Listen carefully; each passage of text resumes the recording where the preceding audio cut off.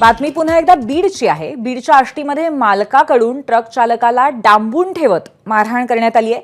या ट्रक मालकाने केलेल्या मारहाणीत चालकाचा मृत्यू झालाय। ट्रक चालक विकास बनसोडेला 2 दिवस डांबून ठेवत मारहाण करण्याचा आरोप करण्यात आलेला आहे। ट्रक चालकाला मारहाण केल्याप्रकरणी एक संशयित पोलिसांच्या ताब्यात आहे आणि या संदर्भात तपास सुरू आहे। बीडच्या आष्टी तालुक्यामध्ये ट्रक मालकाकडून चालकाला डांबून ठेवत मारहाण करण्यात आली आणि या मारहाणीत चालकाचा मृत्यू झालाय। या संशयावरून एकाला ताब्यात घेण्यात आलेला आहे आणि गुन्हा दाखल करण्याची प्रक्रिया ही आता सुरू असल्याचं कळतंय। माझं नाव आकाश अण्णा बनसोडे, मी राहणार बोरगाव तालुका भोकरदन, जिल्हा जालना।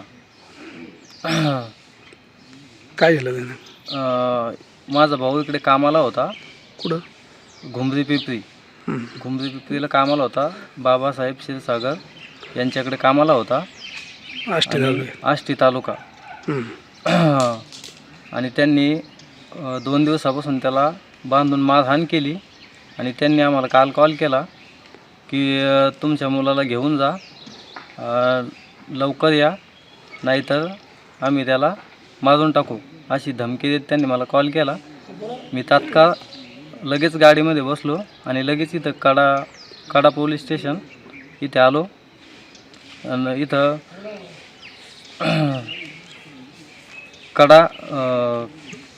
कडा आरोग्य केंद्रामध्ये आलो। तिथं आम्हाला मृतदेह आढळला डायरेक्ट।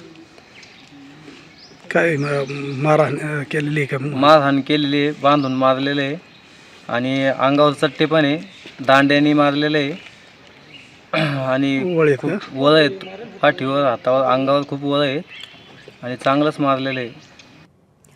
दरम्यान या प्रकरणावरून सामाजिक कार्यकर्त्या अंजली दमानी यांनी संतोष देशमुखांच्या हत्येची पुनरावृत्ती झाल्याचा संशय व्यक्त केलाय। संतोष देशमुखचं पुन्हा रिपीट आता इथे झालेलं दिसतंय आपल्याला।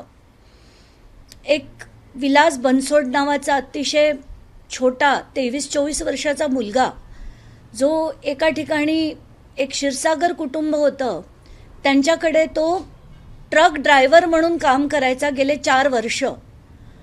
आणि ह्या मुलाला 2 दिवस झाले तो गायब होता आणि त्याला मारून त्याचा मृतदेह तिकडे एका रुग्णालयात टाकून ती माणसं गायब झाली आणि घरच्यांना कळवण्यात आलं की त्याला तिथून घेऊन जा म्हणून। आणि हे सगळं बघून काय बोलावं तेच काही कळत नाहीये। एबीपी माझा, उघडा डोळे बघा नीट।